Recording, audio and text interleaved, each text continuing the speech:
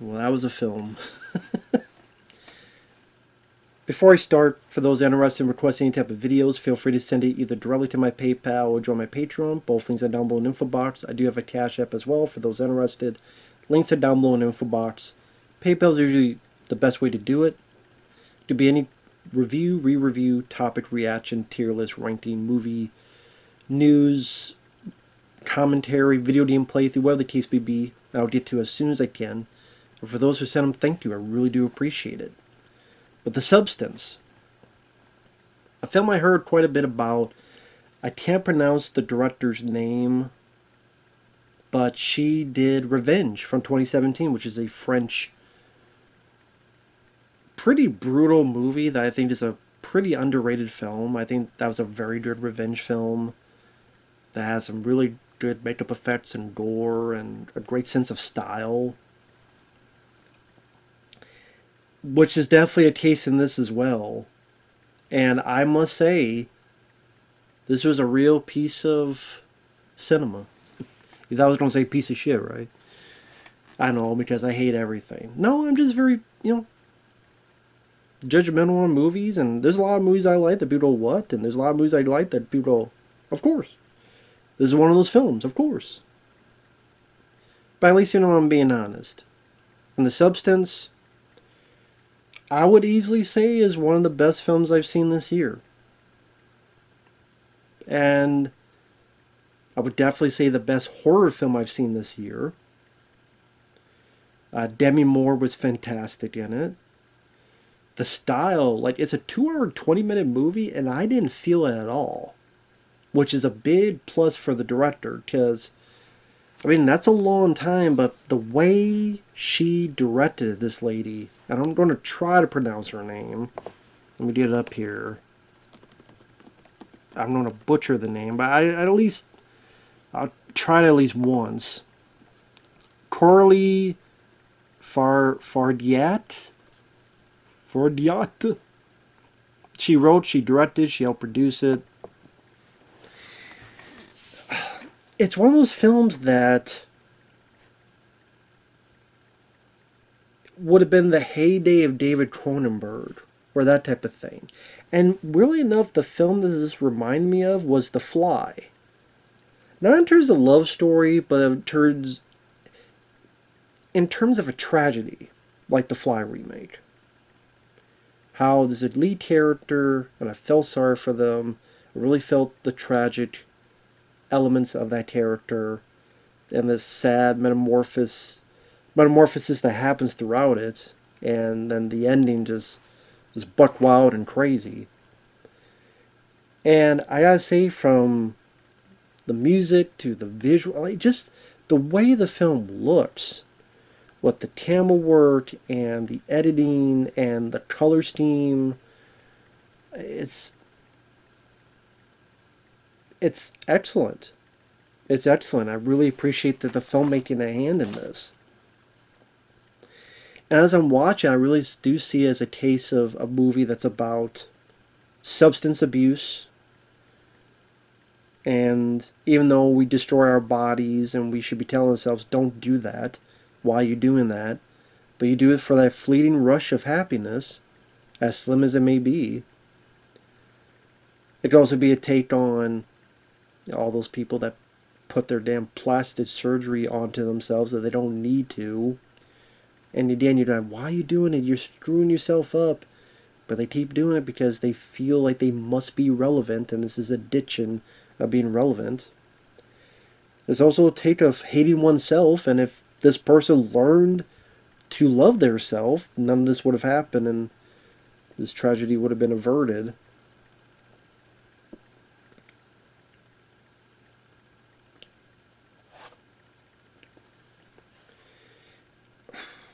Man, this just really took me aback, because you hear a lot of hype on films, and a lot of times I'm just like, okay, whatever. But this, I did it. I did it.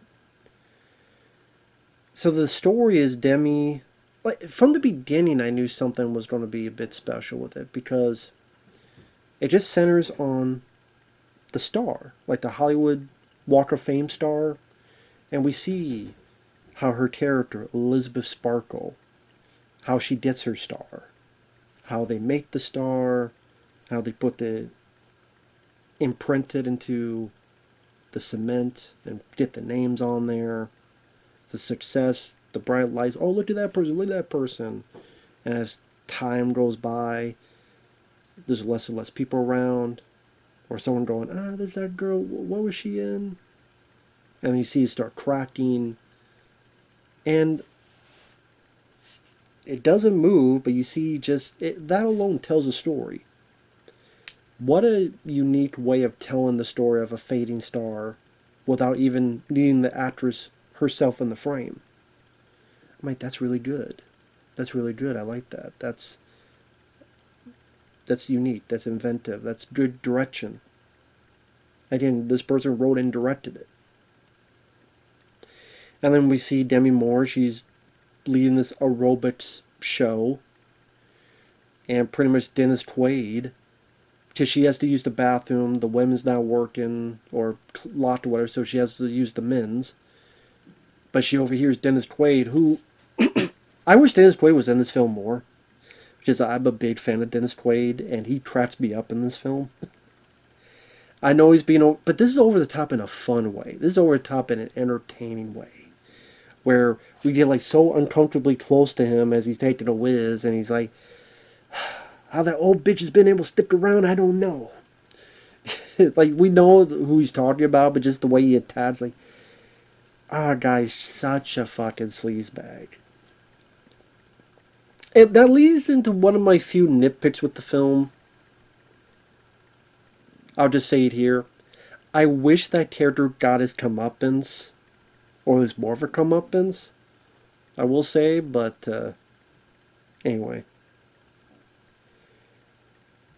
So, obviously, Demi Moore overhears this. She knows about what's going on. And Demi Moore I've always liked as an actress. I'm always one of those, I wish she was in more movies type of things. Because you look back, she didn't get the... I mean, she starred in some films, but not as much as you would think. I mean, she was in Ghost. She was in A Few Good Men.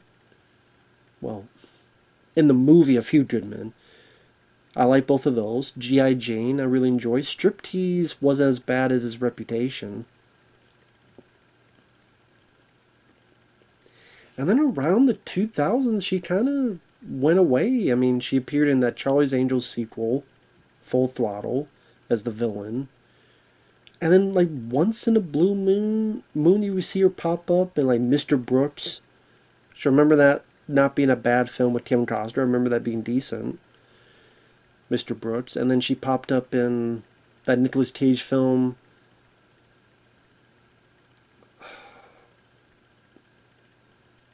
the Massive Talent, Unbelievable Weight of Massive Talent 1. She popped up in like a small role.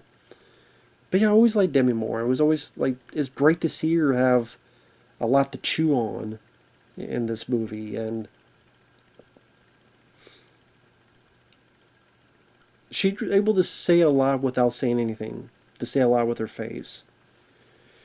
And yeah, the way this is directed, like certain scenes, like there's a bit where she's in a car and like she sees one of her billboards being torn and she's looking at it, and then some car hits her.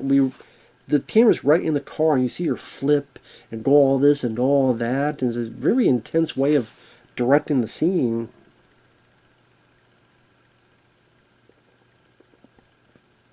Until she gets to the hospital and she's just crying, even though she's not hurt, just crying about her age and where she's at in life. Well, then leads to another, and someone gives her the idea of this thing called the substance. And the substance, it does explain what it is. This injection that unlocks your DNA, and you have another version of yourself. So you have a younger, more beautiful version of yourself, but you have to switch. 7 days you'll be Demi Moore, then 7 days you'll be this girl played by Margaret Qualley, and you have to be adamant on the schedule. You have to have these feeding tubes to put in, and you gotta do the 7 day. They're very, very specific.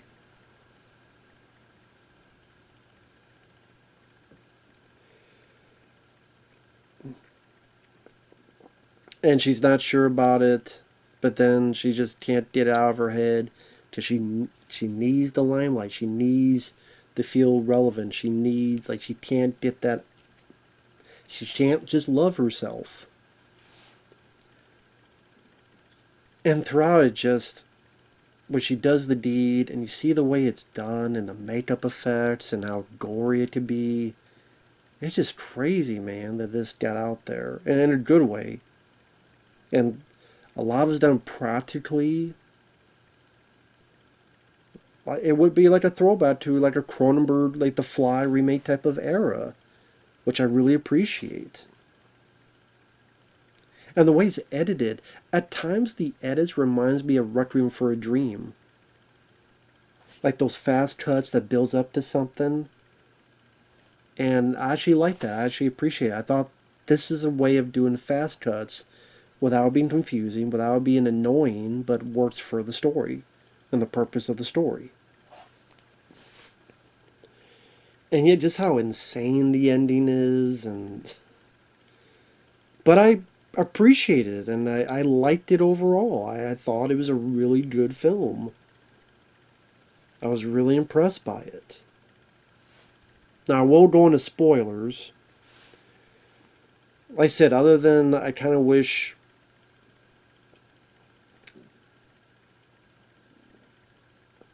maybe a few characters would have done like a violent, like maybe some characters could have done like a violent end, just because they were such sleazebags. But that wasn't what the movie's about. I get that. I don't have a whole lot of bad to say about it. But they did in the spoilers. She injects it, and there's a decent amount of nudity in this. From Demi Moore, you see all of her, and then the Margaret Qualley, you see a lot of her. And it's funny how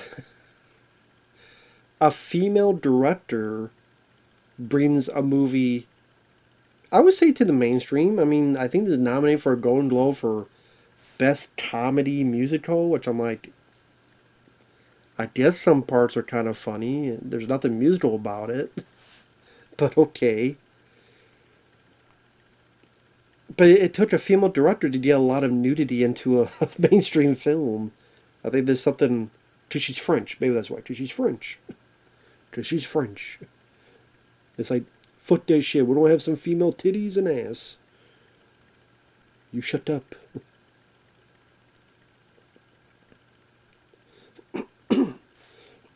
But yeah,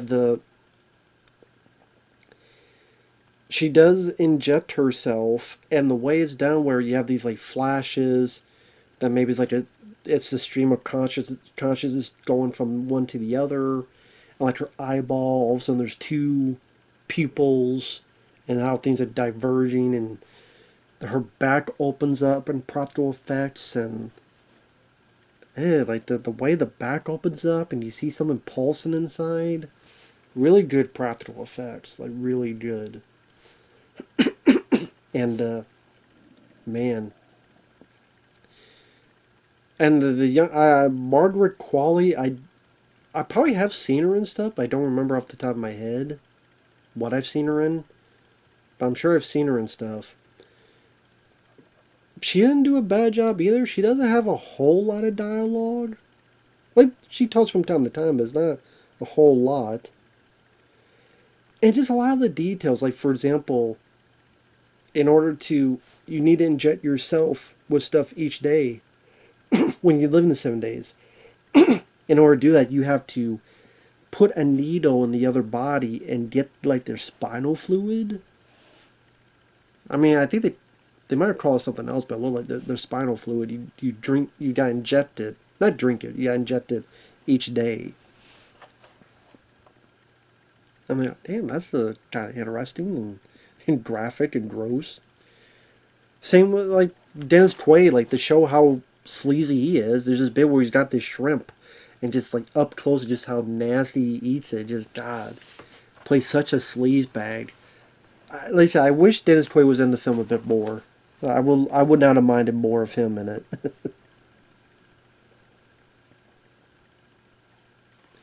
And then throughout the film, you see how these two, they're the same person. And in fact, when they call the person who owns, I guess, created the substance, the voice keeps reminding them, you are the same person. You are one.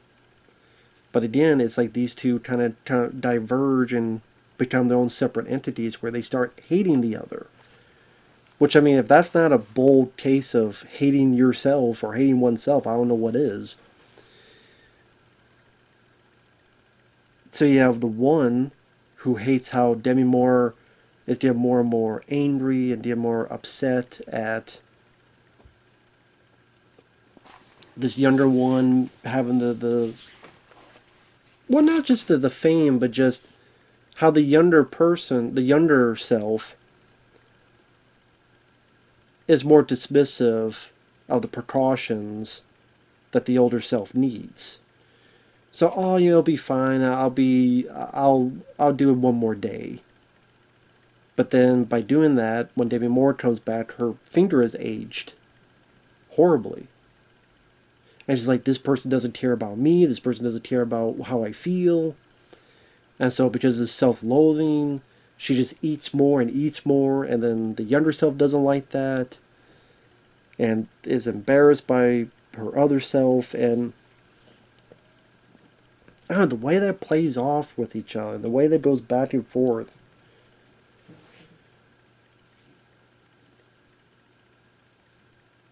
One scene I did like is she's at a diner and she sees someone and notices that one is the older self of a person she saw at the hospital earlier in the film. I like the line he said, "It's harder each time to remember that you still deserve to exist." To love oneself. Just the thing is, there are times that even though she's a bit older and her body's a bit screwed up, there are times where she could have ended this whole thing. Which I thought was interesting, that the person who owns the substance says, do you want to end it? You'll stay as you are, but you can't end it. So it's not just some mustache twirling villain. It's like, no, you can end it. We'll send it to you. And they're on the level. They're not lying. They told you the rules. So I thought that was kind of interesting, where it's they're not the villain. It's Sally. This tragic bit of her hating herself is a villain to herself, Sally.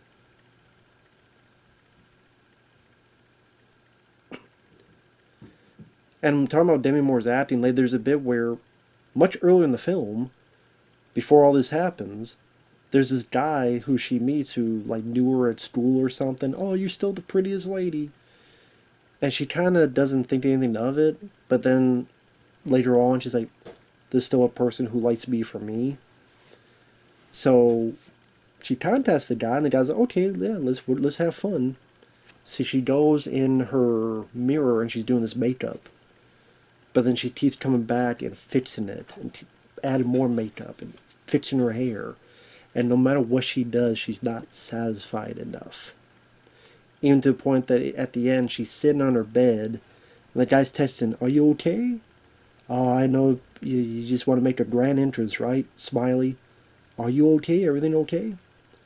She ignores the guy because she can't love herself. Like, literally, if she went on the date, everything went fine, called, I don't need your thing anymore, would have been done, things would be over, things would work better. But it's a big lesson. Learn to love yourself.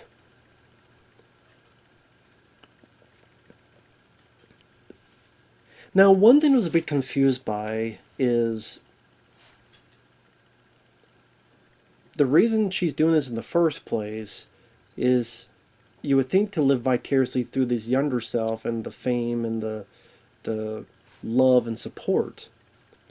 But one doesn't really remember what the other did. So, like, if the younger one wakes up and then she sees that the whole place is destroyed and there's all this food that Demi Moore had ate and there's stuff on the walls, she acts surprised, like, oh my god, this is what happened? So it makes me wonder, what's the point of Demi Moore continuing this? Like, what is she getting out of this? Because she's not remembering. Doesn't seem like she's remembering the adoration, the love that she's getting through the younger self.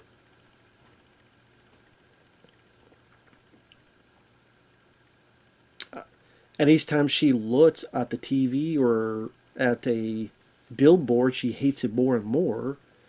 So that makes you wonder, well, why is she continuing this? Like, what is the benefit she's getting out of it? That, I will say, that's probably one of my other nitpicks. Is I didn't quite get that 100%. I know it's supposed to be a consciousness from one to the other, but it seems like with that consciousness, they don't remember anything. It seems like there was where there's like maybe one nice thought that they remember as the other, even though it's a little glimpse, that little bit will carry them through. I don't know if someone sees this and they can explain that. Please feel free to let me know in the comments. But I don't know. I ask that a lot that no one ever says in the comments, so I'm probably not going to see that in the comments. But if you do, feel free to explain it to me. But yeah, I thought Demi Moore with with the whole makeup scene, that was a great acting role and acting performance from her. And how just being desperate to try to love herself, like banging her head to try somewhat get it through the consciousness when it goes to the younger, to, you're taking it from me. Like, what do you do? You're taking it from me.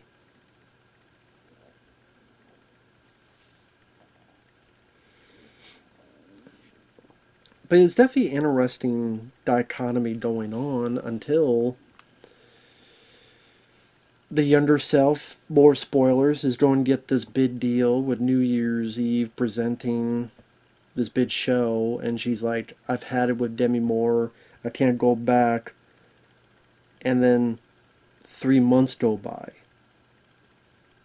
until she has to go back. And when she does, Demi Moore wakes up and she's this deformed, bald, hunchback monster. Some pretty good makeup effects there. Until finally she coughs up, okay, I'm going to terminate, but she can't do it. Now, Demi Moore sells it with, oh, come on, okay. Like, she's ready to terminate, she does a little bit, but not the whole thing. She's like, no, I can't do it. Like, hey, you got a party to go to, and I guess in her way, like, it's a part of herself. Maybe that's the answer. It's still a part of herself succeeding. It's still a part of herself living the limelight. And just the thought that a part of herself still lives in that limelight, she could go through hell and high water. And maybe that's what it is. So maybe that's the moment I'm thinking of before they give that glimpse of it. Maybe I liked a little bit more glimpses before, maybe, I don't know. But I did like that scene with Demi Moore. And then the younger self wakes up, and now they're both awake. And one chases the other, and Sally, the younger, kills Demi Moore's character. Which was a bummer, because I want to see more Demi Moore and not Margaret. But then she starts falling apart. So Margaret Qualley's herself didn't want to listen to the rules. She didn't want to love herself either, her older self. Here's a comeuppance to her. Ear falling off. All sorts of crazy shit going on. And then I'm thinking, okay, she's going to go to the party and she's just going to fall apart. Her arm's going to fall apart, her other ear, she's going to fall apart, and then That's it. That's because I heard that the ending was weird. I heard that much. I'm like, okay, she don't go there, she don't pretend, and she don't smile, but then she's don't like slowly fall apart, melt, whatever the case.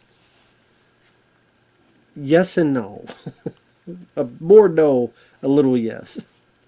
Because what happens is she goes back, she takes more of the substance, so it splits her even more.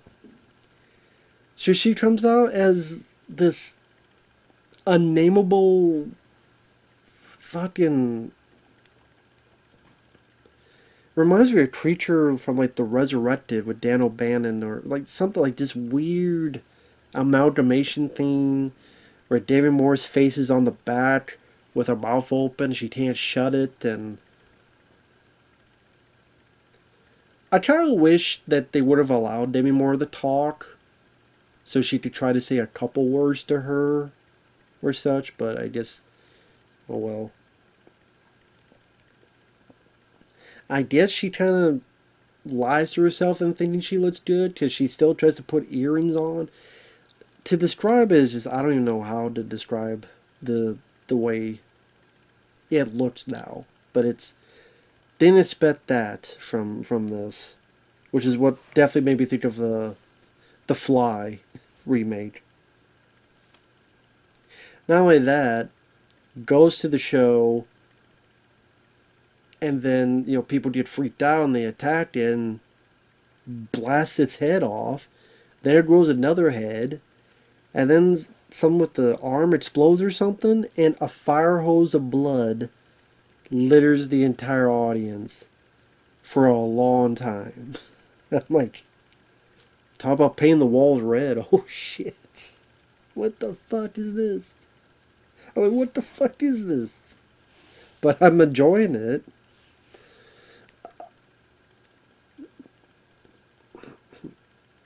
I do wish Dennis Quaid would have gotten some kind of comeuppance here. Either, I don't know, he tries to stop it and then it kills him, or drowns him in blood, or something. I don't know. But it's not what I expected. Everyone is doused with blood again and again and again, and then next thing it's outside, it falls, it breaks apart, and then all that's left is this mass of Demi's head crawling towards her Walk of Fame star, like we saw at the beginning.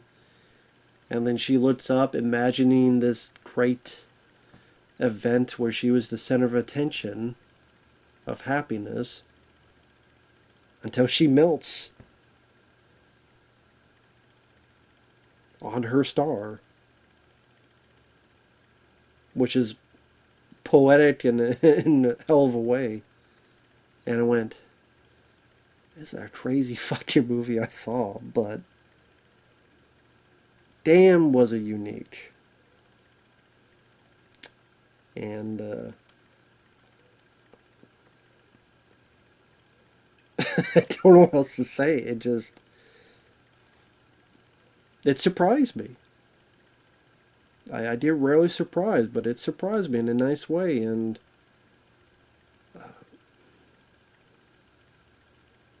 just really felt sorry for Demi Moore's character. Again, if she learned to love herself, she might have made it. Even in the middle of the film, might be more damaged, but would have made it. But it's like substance abuse, alcoholism, drug abuse. If you don't go to rehab, if you don't fix yourself, you're just gonna destroy yourself. Complete self-destruction. And then I guess in the whole thing, why do people drink or do drugs? Is it because in a way they hate themselves and they're looking for some... That's a whole other thing. But yeah. Liked it. Liked it quite a bit. I'm sure after a month someone will say, I hate everything. I like this movie. That doesn't count. Obviously, it does bother me because I keep bringing it up from time to time in videos. It does because it's such an easy thing to look up that there are movies I do like. I'm just not going to kiss every movie's ass. But I think this movie deserves it. And that's why I'm going to do it with this movie. I think this director, I definitely look forward to what she does next. Demi Moore, I mean, I don't know if she'll get more roles after this, but she definitely deserves recognition for this. It's a great performance, and kudos to the makeup, the way it's edited. Good job on this, man. Thanks for watching. Take care. We'll see you guys later. Bye-bye for now.